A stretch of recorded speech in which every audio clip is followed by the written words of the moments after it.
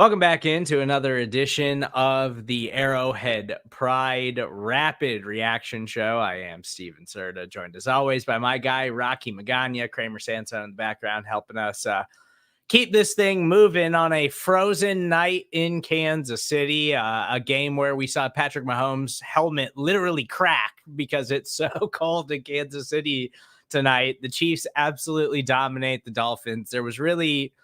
It never really at any moment in this game, even after a long Tyreek Hill touchdown, which wound up being the Dolphins' only score of the game, it never felt, Rocky, like the Chiefs weren't in control of this one. And you could say it was the cold in the weather, but I think they had a great game plan, and Miami's really banged up and all of that and whatever. But the Chiefs' defense played like a Super Bowl caliber defense tonight. Like we have talked about them all season long, and the offense did just enough. Like we've been talking about it for weeks now. That's the recipe for success. Target the guys that you know can make plays, the reliable guys. Don't turn the football over and shoot yourselves in the foot. And you can win football games that way in the playoffs because your defense is legitimately that good. And they were absolutely that good tonight on Wild Card Weekend.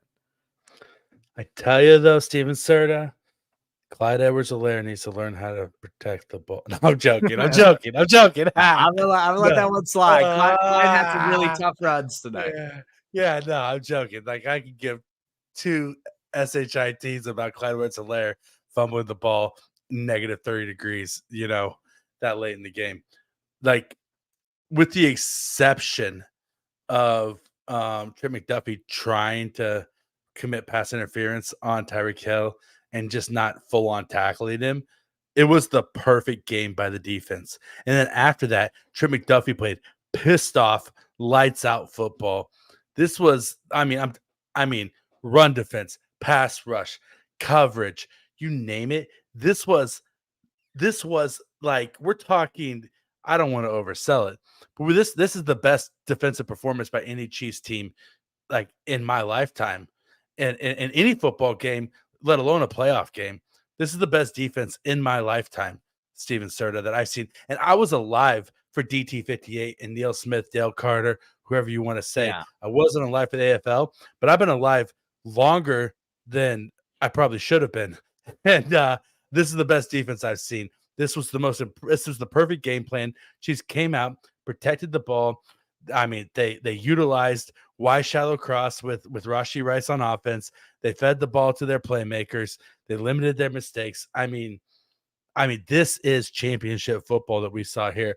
And I have not felt this hopeful about this Chiefs team all year long. And you knew that when they played those South Beach softies today, that they weren't going to be able to handle the cold, and they didn't handle the cold. Like the home field advantage was legit today. And that's what, Rocky, when we were getting going here, Kramer said, "Oh, that was a boring game. Not a lot of action in it." And I was like, man, I am floating after that performance. That's the exact kind of performance I wanted to see from them in the playoffs. Like, just boring in the playoffs is a real cool thing. It's like just for weeks and weeks and weeks for the entire regular season, really until the last like 3 weeks, where you're like, give Isaiah Pacheco the ball, target Rashid Rice, utilize him in more ways than just like screens, and try to get Travis Kelce in advantageous matchups. And they did all of those things tonight on offense, and the defense was incredible. The defense was everything that we believed that they could be all season long, and this is how they can win in the playoffs. Like, they were tremendous tonight, and credit to Andy Reid because they stuck to the game plan. Now, I really thought they were going to run the ball more, and I do think in the middle of the game they got a little bit away from the run more than they needed to, because Andy Reid was just like, I don't care what the temperature is, we're just going to sling it. We're going to try to throw the football. So, but they still got it done, and they still made the plays when they had to. Some boneheaded plays from McCole Hardman and things like that. But like, other than that, you got to live with those, because sometimes you got to take your shots to those guys, because you can't target all of the guys that can make plays every single time. But you give them the most opportunities, and you limit the amount of times that you have to target the other guys that are super suspect. And that's a recipe for success on offense. And I think the way we covered this game, the way we talked about this game all week long at Arrowhead Pride, like, we absolutely nailed it. Tua is a quarterback with physical limitations that it coming into this cold environment in Kansas City, it is going to affect what he is capable of doing on the football field. Now, I was a little bit more worried about those Miami Dolphins running backs, but I think the cold came into play there. The defense came into play, all of that stuff. We'll get into all of that tonight on the Rapid Reaction Show as the Kansas City Chiefs advance to the divisional round. We got to wait a little bit longer to know for sure who they're going to wind up playing. It's in all likelihood, assuming Buffalo doesn't suffer a massive upset on Monday afternoon now instead of Sunday morning, kicking off the slate of playoff games because of severe weather in Buffalo. That game got bumped to Monday, so we got to wait for that game to play out. If the Steelers somehow upset the Bills, then the Chiefs would play the Texans in the divisional round, which would also be a very fun matchup I would like to see. But in all likelihood, assuming that Mason Rudolph and the TJ Watt-less Steelers don't upset the Buffalo Bills, the Kansas City Chiefs will probably have to travel to Buffalo next week. But again, they get a win. They were dominant. It was never in question. Not stressful at all. We're getting kind of spoiled here, Rocky. Like, we had a few of these games now where they're not stressful. I'm not ripping my hair out on the post-game show. I'm not just having anxiety about the Chiefs anymore. Like, this is a legitimately fun game for me to watch, where they dominated from start to finish, and there was no question about it at any point in the game. The Kansas City Chiefs were going to win this thing. I tell you what, man, 2024 is a season of positivity. It's a year of positivity for us, Steven Serda. And the Chiefs recipe for success has been feed the ball to Pacheco, Rice, and Kelsey, and then use your ancillary guys. We've been saying that all year long, and that's exactly what they did today. They controlled the ball. They went to their playmakers, and they got enough to win. They pulled away from this game. They ran away from this game. This game was never in question. Let's be honest, this high-flying, Dolphins offense that for the majority of the year was striking fear in people was Tushy Kaka tonight. Like, they could not move the ball. Tua Tagovailoa's arm isn't strong enough to throw in the cold, and Raheem Mostert and Devin Achane could not. Their offensive linemen did not want contact tonight, is what it looked like in the run game, because the Chiefs were just blowing up every single running play that they had. And the Chiefs were playing downhill football. They were playing aggressive. When they got the lead, Steve Spagnuolo didn't say, like in the past, there were times where he'd say, okay, what's going to prevent defense? Let's just kind of bleed this thing out. He knows he has the horses on this defense to shut games out. And he says, no, we're coming downhill at you. We're coming at you. George Karlaftis, Chris Jones, we're going to destroy their offensive line consistently, to the point where Tua Tagovailoa throws a ball into the side of one of his guys' helmet because George Karlaftis is just throwing the offensive lineman into the quarterback's lap. Like, George Karlaftis looked like a superstar tonight. Like, let's be honest. Like, he dominated that entire game.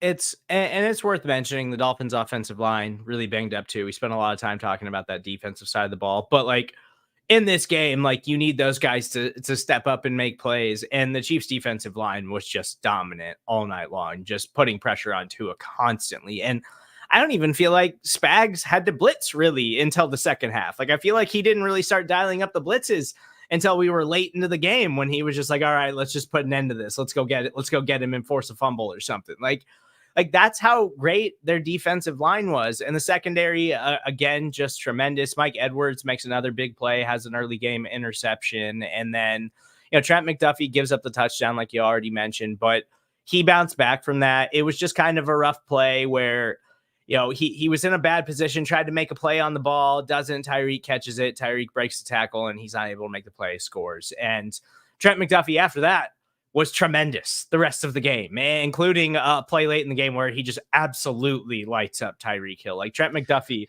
fresh off that all-pro nod, was tremendous tonight, outside of one play, which wound up being the only score for the Dolphins in this game. And L'Jarius Sneed getting snubbed on the all-pro list, which is still absolutely insane to me.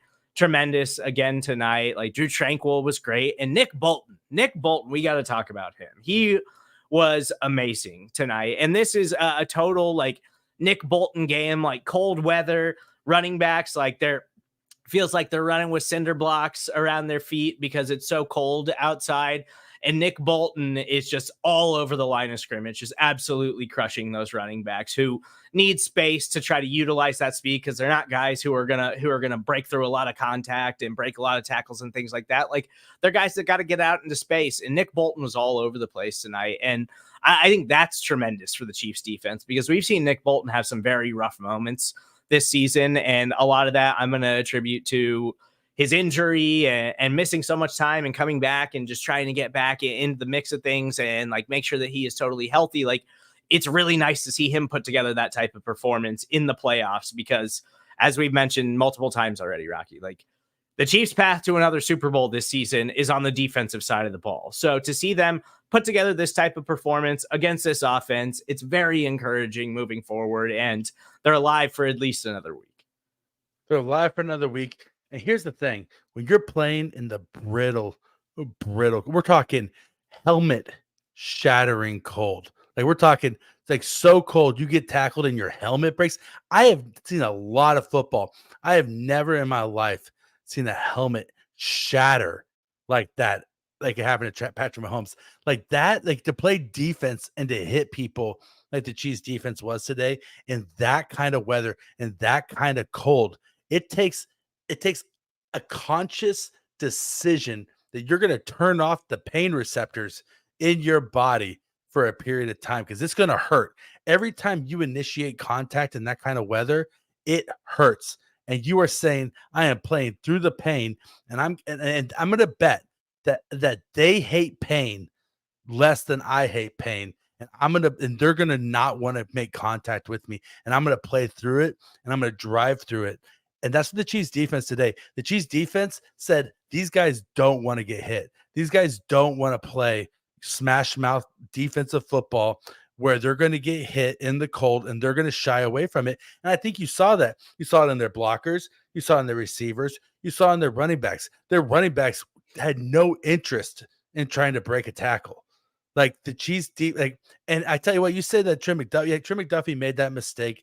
I think he panicked a little bit because he knew it was Tyreek Hill, and he didn't want to be the guy to give up the touchdown to Tyreek Hill. Who would want to be that guy in the return to Kansas City, right? Like, nobody wants to be the guy who got the deuces thrown up on him. So I think he did panic in that moment a little bit, but so what? So what? He came out. Yeah, he didn't just play like good football after that. He played pissed off football. Like, he was mad that he gave up that touchdown. And after that, he was just, I mean, good golly, he was lights out. Yeah. He was special, and we know how special L'Jarius and Trent McDuffie have been this season for the Kansas City Chiefs. Like, you don't get this kind of cornerback tandem very often. So please, Chiefs, lock up L'Jarius Sneed for a while moving forward, because you don't get two guys that are that good at what they do very often on the same side of the ball. So they were both tremendous. And you mentioned the physicality of the Chiefs defense. And man, that's been such a pleasant surprise this season. And a year where, you know, the knock on the Chiefs in the past has kind of been like, oh, they're soft. Like they score points and they're fast and they're explosive, but they don't. But when you punch them in the face, like, they don't have anything to like bounce back. And like, it's totally different this season. That defense will go toe to toe. They will muck it up and make it look ugly and hit you as hard as you try to hit them. Like, they are not afraid of that. And on the offensive side of the ball, like, I think that was an adjustment for the Chiefs. Like, we're not this explosive, high flying passing offense now. We got to win with physicality. We got to win with physicality up front along the offensive line. And we need Isaiah Pacheco to just be a wrecking ball. Clyde Edwards-Helaire, all of a sudden, has turned into this really exciting change of pace, like wrecking ball running back who runs with all of this power. Like, that's been a super pleasant surprise for the Kansas City Chiefs offense recently. And then we know what Travis Kelce can bring. Travis Kelce had a nice night tonight, 7 catches, 71 yards. And, you know, he has a couple of rough drops, which has been kind of a common thing for Travis Kelce this season. Let's be totally honest, but nice to see him bounce back and have a solid performance, especially under these conditions. And then Rashid Rice, just incredible. Rookie wide receiver, 8 receptions, 130 yards and a touchdown. Had another one that was overturned because of a stupid penalty. And Otherwise, his stat line looks even more insane tonight. Sets a Chiefs rookie receiving record in the postseason. Like, Rashid Rice was just tremendous tonight, and the Dolphins had absolutely no answers for him. And Rocky, you mentioned, like, it's not even like the Chiefs were doing anything drastically different with Rashid Rice. Like, a lot of it is short intermediate passes and pick up yards after the catch, and then just these deep crossers. And Rashid Rice kept finding space and creating big plays, and he was awesome all night tonight. And to just see the turn that the offense has made along with the physicality of the defense is amazing, because some other teams, like this Buffalo team's a physical team that you're going to have to go head to head against in all likelihood, barring a huge upset from the Pittsburgh Steelers. Or if you even look ahead, like the Baltimore Ravens, we know how physical they are on both sides of the ball, especially on the defensive side of the ball. Like, this team really physicality wise can go head to head with anybody. And if this defense is playing like this in the postseason, it's going to give them a chance in every single one of these games. Well, 100%. And say the Chiefs do travel to Buffalo next week. There's not a defense in this in the AFC playoffs that the Buffalo Bills want to see less in the cold than the Chiefs defense. After tonight, I want no part of seeing Kansas City in the playoffs. Sure, red zone struggles aside, the Chiefs need to be more efficient in the red zone. That's been a thing all year long. Listen, when you're a Chiefs defense that gives up 7 points a game, it doesn't matter if you're kicking field goals. Like in the past, the Chiefs had to get touchdowns because it was a race to 30 to who would win the game. It's a race to 17 now for the Chiefs. When was the last time the Chiefs defense gave up more than 17 points? It was probably against what, the Raiders, right? But before that, Yeah. like how many games this year have teams gone over 17 points against this defense? Like, not a lot. It's a race to 17 points. The Bills had 20. Like, it's really, yeah. I think the hallmark really all season has been that 20 points. Like, can you get over 20 points? Because if the Chiefs get over 20 points, the defense isn't going to let you, so they're going to win the game. Like, that's really been the thing all season long. Yeah, and that's the whole thing. It's like, so fine, it's a race to 20. So that's 10 points less than 30, right? Like, it's a completely different scenario than what we had before. And I tell you what, on a night when the conditions couldn't have been worse, the Chiefs stepped up and they didn't let it be an excuse. And they performed at the highest level that you could expect in this weather. And listen, Travis Kelce had 3 drops today. Okay. Listen, here's the elephant in the room about Travis Kelce. He's near the league leader in drops every single year. He has concentration drops. He's always had concentration drops. He just makes a lot of amazing plays, and he catches all the other ones, and he gets a lot of yards after the catch. But like, he's gonna drop a couple, especially in the cold. Like, he's getting older. He's 34 years old now. Like, that's gonna be a part of his game. It always has been. I'm not concerned about it. And Rashid Rice, I mean, why shallow cross was Travis Kelce's bread and butter when he came into the league. And you see the Chiefs, they keep feeding Rashid Rice on that shallow cross out of the slot over and over and over again for yards after the catch. And it's working. It's working like gangbusters. And then on top of that, you saw him go over the top a couple of times. You're seeing his route tree expand a little bit to where he is the Chiefs' number 1 passing option right now. And it's great to see, because here's the thing is Rashid Rice doesn't have top end speed, and maybe he needs to be a little bit better at contested catches, but off the line of scrimmage, he's quick. He's quick in and out of his cuts. He gets open fast. He has a very strong release, and you can't jam the kid because he's strong as a buck. Like that's the thing about him is, try putting hands on Rashid Rice. It's not going to happen. He is as strong of a wide receiver as there is in the NFL. And for all of the, but he doesn't run real routes. Like, obviously that's a part of his game that he needs to develop. And there's some things there that the Chiefs still don't trust him to do. But like, that doesn't mean that he can't develop that stuff. Like, is he going to turn into Stephon Diggs as a route runner? Probably not. But as long as he becomes a functional route runner in the NFL, he'll continue to get better. And this guy's just a rookie. And the amount of success that he's had is insane for a Chiefs rookie playmaker. Like Tyreek Hill didn't have this amount of success in the Chiefs offense as a rookie. And so to see him do it and do it in the playoffs on a big stage, like I get that the Dolphins defense is banged up, but like, that's just the way that it fell. Like, obviously I think it was 6 starters that they had against the Chiefs in Germany weren't available for this game. Like, those are the breaks in the NFL. You got to fight with what you got. And that's the way that it goes.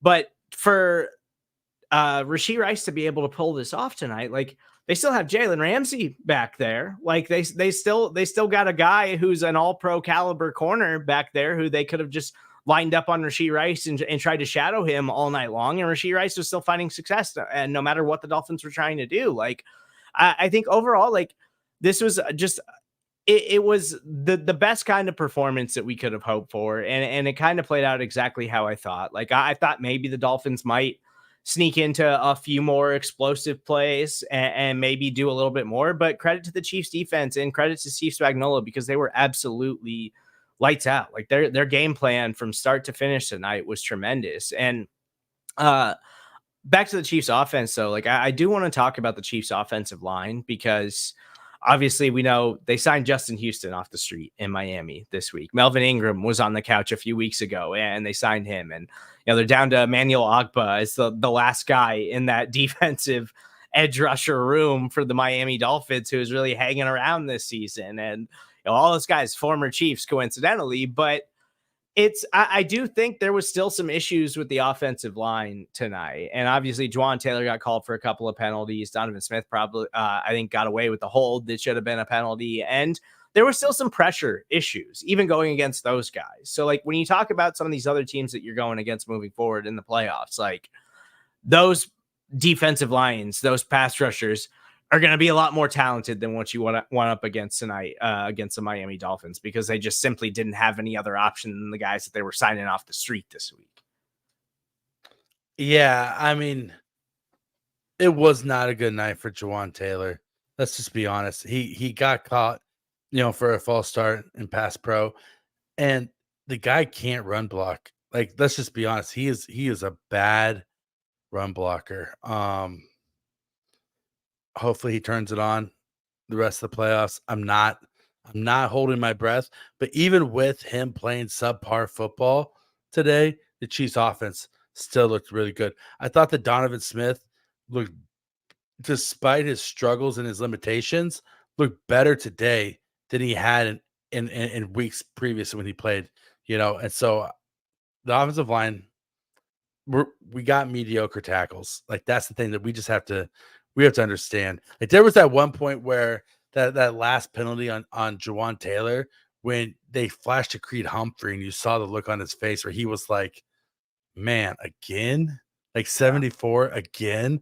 Yeah. Like, and it's going to be a thing, but moving forward, you got a little bit of a feeling tonight where all the struggles the Chiefs had this season and everything where the Chiefs were playing, mediocre football, they looked undisciplined, unconcentrated, blah, blah, blah, blah, blah, blah, blah, blah, blah. You're sitting here thinking to yourself after tonight, is it just the NBA playoffs with the Chiefs right now? Do they know that they can coast and they can coast to an AFC West title and the regular season doesn't matter and they can just turn it on in the playoffs? Is that what this is?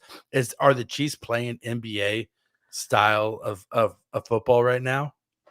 I don't think so, but I do think there is something to Patrick Mahomes in the playoffs, and like just his will to no, I'm chasing greatness. Like there's been all kinds of conversations this week and all kinds of stats thrown around about what Patrick Mahomes has done in the postseason and the way he turns it up a notch. So I think some of that was there tonight too. I thought Mahomes, he started the game a little shaky, had a couple of bad passes that were off the mark where, it's cold. He's getting warmed up, trying to get rolling. And then after that, I thought Mahomes was great throughout the entire night. I mentioned McCole Hardman earlier, and I guess we can get into him. I don't want to crush McCole Hardman in a win, but McCole, just finish a route, man. Just finish a route, for the love of God.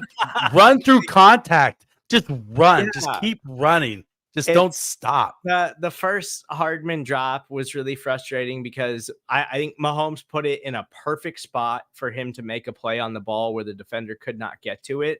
And that's exactly where Mahomes wanted to put it. And McColl just didn't know where the ball was. Like he had no idea where the ball was at. So doesn't catch it. And then another one where he's looking for a flag, totally gives up on the route. And I kind of felt like he had an opportunity to maybe catch that if he finishes the route off. Like, you're an explosive player. I think he could have gotten under that maybe. And then he had another one where I think he did get a flag, but he again gave up on the route. Or no, it was a Mahomes roughing the passer. It wasn't even a flag on, like, it wasn't even a DPI on McCole Hardman. It was roughing the passer. So the Chiefs wound up getting a first down anyways. But McCole Hardman again just like totally gives up on the route midway through it. I was like, what are you doing? Go out there and make a play. Try to catch a football. What is going on? Like, I understand it's cold. Maybe you don't want to lay out because that ground probably is just awful right now. But McCole, finish off a route. Please make one big splash play in the postseason. And McCole, you're not Justin Jefferson. Like, your roster spot's not that secure. Yeah. Like, we love you, but it's not like you're a superstar who's securing your roster spot. You got to go out there and finish plays. And I need McCole Hardman in the offseason to just sign up for like a beer league softball league and play center field and just learn how to track a ball in the air. Like, he just loses the ball for a football. Has he ever dove to try to catch a football? Has he ever caught a ball over his shoulder? Like I feel like he's like facing the ball, seeing it coming to him every time. Like, I need McCole Hardman to learn how to track a ball in the air. Like, just go play beer league softball all summer long, sit out in the outfield, and just shag fly balls for an entire summer and learn to track the ball. Like that would do you so much good. That being said, they're going to keep giving him shots because who else are they going to give shots to, right? Oh, and as frustrating as it was tonight, like we already talked about it a little bit, that's the recipe. 2 or 3 looks to McCole Hardman deep, a couple of looks to Justin Watson, couple of looks to Richie James, I guess a couple of looks to MVS, which MVS did have a nice first down catch tonight. He had another deep ball that it was an overthrow by Mahomes. He didn't really have a chance for it, but that deep ball by Mahomes to MVS, I was like, it's no chance anyways. Like, it's not going to happen, but that's it, right? Like, that's Travis Kelce needs 7 to 10 targets a game. Rashid Rice needs 7 to 10 targets a game. Isaiah Pacheco needs 15 to 20 touches in total a game. And then everybody else, just a little sprinkle on top. And hopefully you connect a couple of those throughout the game. And then let Justin Watson make a couple cool catches and let Noah Gray make the play of the day. Yes. Like, those are like, that's it right there. That's your recipe for success. Exactly.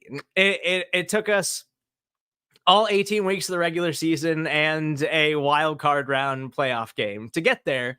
But this is the exact recipe. Now, I have to imagine going against a more playoff caliber defense moving forward, which the divisional round is the toughest round of the playoffs. Like, that's where we really find out those are the best teams still alive in the postseason. And, we got the Ravens and 49ers that aren't even suiting up this week because they're on bye. Like, the divisional round is another monster in the playoffs. And so that's where we'll really find out if the Chiefs have turned a corner on the offensive side of the ball. But I do absolutely believe that is the recipe, and defenses are going to try to adjust. I have to imagine at some point Rashid Rice is going to get the coverage looks over Travis Kelce, because it still hasn't really happened yet, Rocky. And we've been talking about it for weeks. Like, what's going to happen when these defensive coordinators decide they need to take Rashid Rice out is the number one target instead of Travis Kelce? Is that going to open up things for Travis Kelce again? And Travis Kelce's going to have a monster game? I hope so, because that's coming at some point. It hasn't really happened yet, and Rashid Rice has continued to ball, but that's going to happen at some point down the line. And it might happen as early as next week in the divisional round. Yeah, and I mean, you would think it's going to open things up for Travis Kelce. I mean, you can't double team everybody, right? Like if you think about it, if you double team Travis Kelce and you double team Rashid Rice, that's almost half of your defense, right? And then you rush 4.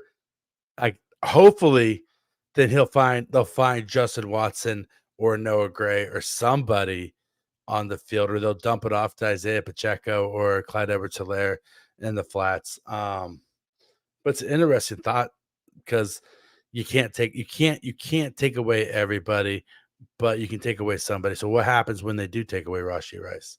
We'll see. We'll see if any defensive coordinator is gutsy enough in the playoffs to take away Rashid Rice over Travis Kelce. It'd Like be that's like it'd be real nice if, against the Buffalo Bills, they decide, okay, we got to double Rashid Rice. He's been their offense over the last month or so. And then Travis Kelce, we get just Hall of Fame Travis Kelce performance, like 160 yards, 2 touchdowns, because they're focusing in on Rashid Rice the entire game. Well, and that's what I'm saying is as a defensive coordinator, you can live with yourself in the offseason if Rashid Rice goes for 120 yards and a score, right? And go in the offseason saying, okay, they beat us. But if you double team Rashid Rice and Travis Kelce goes off and gets even 3 red zone touchdowns, like he's bound to do if you don't double cover him, and it's a possibility, then everybody's going to be coming after you, right? Because you didn't double team the Hall of Famer, right? You cannot double team the hot rookie and he can have a good game because he's the hot rookie. But you don't double team the Hall of Famer and he goes off on you, then that's when the pitchforks start breaking out. Is it the right move to double team Rashid Rice over Travis Kelce at this point?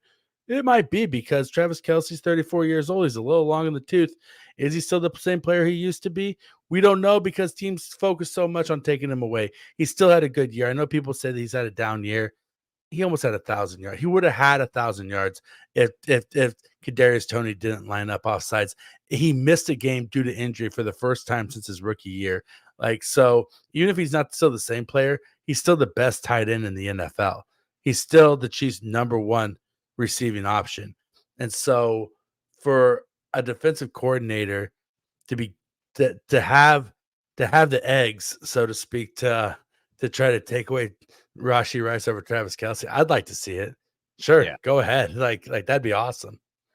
It's I mean, and yeah, Travis Kelce still had a tremendous season. Like, it's just he for the first time in his career here, really, he was truly the one guy that every opposing defense knew they had to take him away, until Rashid Rice really had this surge down the back half of the season where he really became this focal point of the offense. Like, there's always been somebody else. There's always been other guys that you had to focus on a little bit. And yeah, Kelce has probably slowed down a little bit. But this was really the first year where it was like, we shut that guy down, make everybody else try to beat us, and they got problems. And that worked for a large part of the season until Rashid Rice's role really expanded into the offense. And now I think those conversations need to be had in some defensive rooms. And I'm curious to see how that plays out moving forward. Now, I do think the Bills defense, if that's who the Chiefs wind up playing in the divisional round, their defense is playing really, really well right now. And their defense is finally healthy after it was banged up for a large part of the year. So they've got the personnel to do it. A team like the Baltimore Ravens really has the personnel to do it. So possible tough matchups that are definitely going to test the Chiefs moving forward here as we move along into the postseason. But still got to figure out who they're going to play next week. And we'll have all that stuff for you guys at arrowheadpride.com. Kramer, let's get to a couple of comments before we get out of here. I also want to remind you guys we'll have all the post-game press conferences for you immediately following the commercial break if you're listening to us on the podcast page. Chiefs were back to form tonight. Yeah, I mean, I think this is the new form. Like, this is the thing that we've been chasing all season, Rocky, where I saw a couple of recent reviews on the Arrowhead Pride Podcast Network. I think one of them was like after the Patriots game, where I think me and you were both pretty still annoyed with that performance, even in a win, because that's against a 3-win football team, and the Chiefs still didn't look particularly great. But what they have put on showcase in the last few weeks is the recipe for success. This is the Chiefs being back to form, I guess, because this is the best form that they can take this season. Like, play elite caliber defense where you got guys at every single level that can match up with anybody in the entire NFL. And on the offensive side of the ball, if you got to settle for 5 Harrison Butker field goals, you do it as long as you don't turn the football over. And you can absolutely win games like that. I mean, Harrison Butker was essentially kicking a medicine ball through the uprights tonight. Yeah. And he did it real lights out. He still lights out, still did it real nice. And I remember that review you're talking about.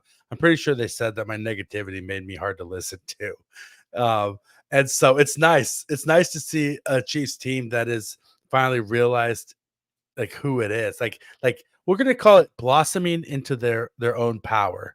They've blossomed into their own power this late in the season, and they've discovered who they are.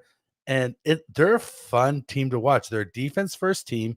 They protect the ball and they feed the ball to their three main offensive weapons. And I mean, I'm a fan of it, honestly. Like this is a team I can get behind. It's in the past with Tyreek Hill, it was, call it like glitz and glam, fireworks, high flying, acrobatic act, right? This is like pick up your work pail, go to work, do your 9 to 5, grind it out, smack somebody in the face, and then come home again. And it's something you can relate to, and it's fun to watch.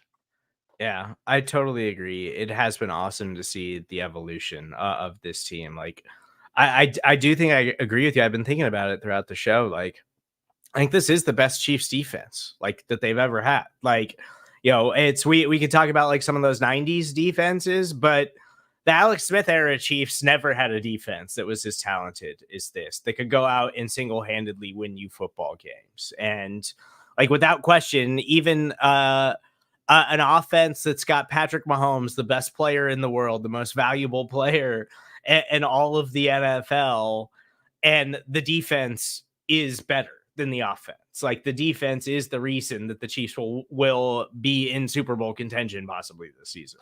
If the Chiefs had this defense, they beat Peyton Manning in the no punt game. If the Chiefs had this defense, the Jim Harbaugh Colts team in the Lynn Elliott game doesn't score a single point. Like that was not a good offense.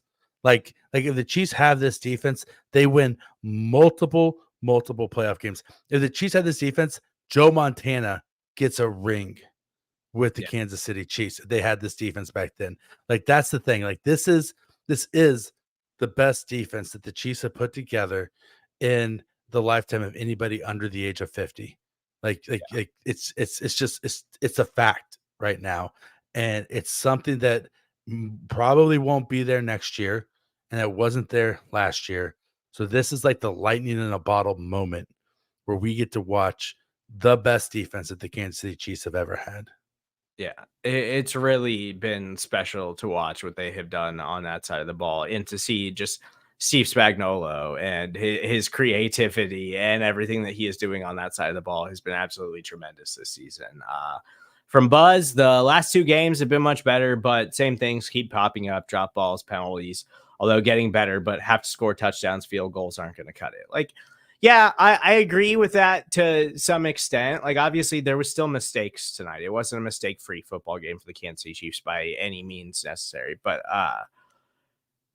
the big thing for me is that, yeah, you're gonna have a few of those mistakes a game. Like, we just know that's who they are at this point. They're gonna have a bad penalty. They're gonna have a bad drop. They're gonna have something fluky that's just dumb, and you're like, how do you let that happen? Like, that's who they are. We know for a fact that's who they are, and that's going to happen moving forward. And I agree they got to find the end zone a little bit more at some point. But as long as you aren't turning the football over, I think that's the biggest thing, where you can live with the drop passes, you can live with the penalties, because as long as Mahomes has the ball, you hope that he can go out there and make a play and make something happen, even in like a 3rd and long situation or something like that, because he's Patrick Mahomes, because he's done that over and over again, because we see him take it to another level in the playoffs. And I think that can succeed as long as you don't have the back-breaking turnovers. And that was the real difference tonight. They didn't have the back-breaking turnovers that cost them a ton in this football game. And that's why they were able to just be in cruise control virtually the entire time. Well, and here's the thing too. It's like, yeah, they need to stop dropping the ball. They need to stop committing penalties. But every single team in the NFL has drop passes. Every team in the NFL has penalties. The Miami Dolphins had penalties tonight. They had some really bad penalties tonight. They should have had a pass interference call that wasn't called, right? They got called for roughing the passer multiple times that extended. One was 3rd and 20, and it kept the drive alive, right? So the Miami Dolphins did not play mistake-free football. The Buffalo Bills, if we play them next week, won't play mistake-free football. They're going to have errors as well. As far as the TDs not cutting it, you're right. Field goals only don't cut it over TDs if the other team is scoring touchdowns, right? Sure, field goals don't cut it if you're giving up 7 every single time they have the ball, if you're giving up touchdowns consistently. But if you're stopping the opposing team, field goals cut it every single time, right? We've seen it. The Chiefs have done it. The Chiefs just won their 12th game of the season. The Chiefs just won a playoff game. The Chiefs just won a playoff game by double scores, 2 scores, right? And they did it on the back of field goals. Why? Because field goals only don't cut it when the other team is scoring touchdowns. But if your defense isn't giving up touchdowns, then field goals cut it. The Baltimore Ravens, who had arguably one of the greatest defenses of all time, the year that they won the Super Bowl with Trent Dilfer, they were averaging like 10 points a game in that playoff run. Yeah. Right? Field goals cut it for them. And they won a Super Bowl because field goals cut it, because they knew their defense wasn't allowing the other team to score. I think it really just comes back to the turnovers. You just can't have the backbreaking turnovers like they have had for a vast majority of the season. They did not do that tonight, thankfully, and it helped them pick up a dominant win. And just again, like kind of looking ahead, assuming that the Bills don't suffer a massive upset to the Pittsburgh Steelers. You go into Buffalo next week, like, the Bills offense hasn't exactly been this high-flying, explosive offense that we're used to seeing either. So, like, I think field goals could cut it in that matchup too, as long as you don't have the turnovers, as long as you don't have those back-breaking mistakes in the middle of the game, and you can stay ahead of things and play defense. Like, field goals, I think, kind of can cut it, but obviously we'd like to get 7 points more often than not. So, final comment before we get out of here from Ben. Defense is going to carry us to the dance if we get there. Well, I mean, I think we're in the dance right now. When you call the playoffs the dance, like, this is the tournament. So I think we're in the dance right now. They've already advanced in the dance. But I mean, we've been talking about it all season. And Rocky, and it does feel like as the season's gone on, and you talk about all pro teams and all of that stuff, and it does feel like the Chiefs defense, even though it's been incredible all season long. And part of this is, I think, because of their, post bye week struggles and the issues and the losses and all of that stuff, like, kind of started to pile up. But it was never really because of the defense. Like, it was never really the defense's fault that the Chiefs were losing those games. You could always point to the offense and to issues or some other dumb play or whatever that wound up costing them those games. Like, the defense has been legitimately elite all season, has been a legitimately like top 3 to 5 unit in the NFL all season long. And so this has always been the recipe for success. It was just a matter of the Chiefs actually committing to it. And it finally feels like they're committed to it. Oh, 100%. And yeah, this is the dance. The first dance battle is done, and the Miami Softies got served. You got served, Miami, right? And yeah, and that's the whole thing, is that I think to an extent, the Chiefs defense, as far as public opinion goes, they suffered the offenses because of the offensive struggles, right? Like, people saw Patrick Mahomes' numbers. They saw the Chiefs lose a couple of games.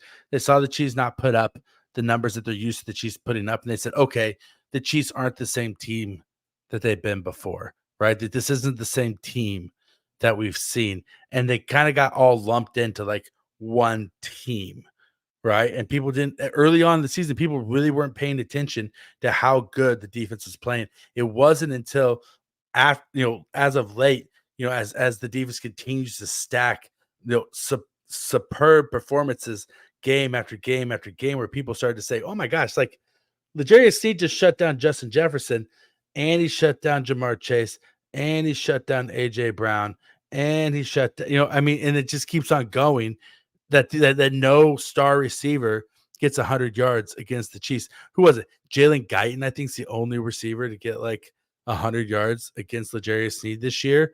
And I think it was Josh Palmer, maybe. But Josh Palmer, that's who it was. It was Josh Palmer, not Jalen Guyton.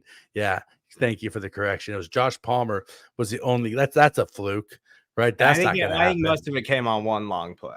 Like, it was just a coverage beat.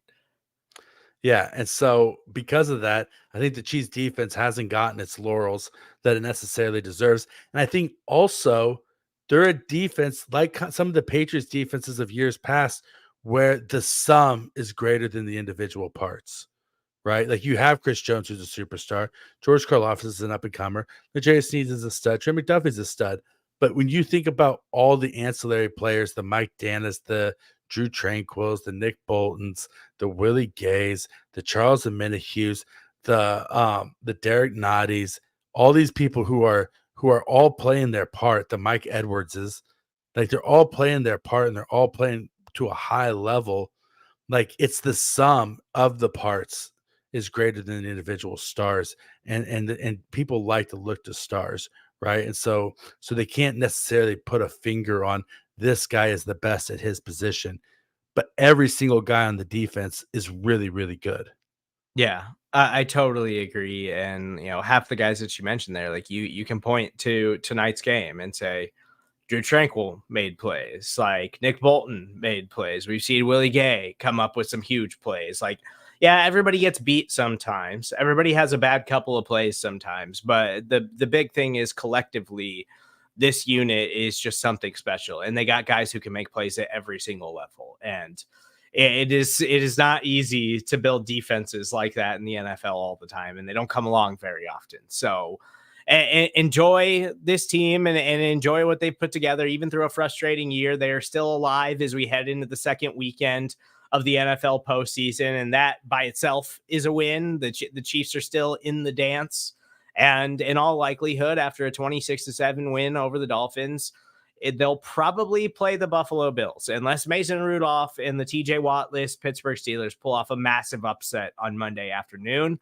It is probably most likely that Patrick Mahomes' first road playoff game will be in Buffalo next weekend. So we'll have all that for you at arrowheadpride.com. We'll have everything need to know all throughout the week, all the injury reports, all the press conferences, everything you could possibly need to know about the Kansas City Chiefs and their divisional round matchup.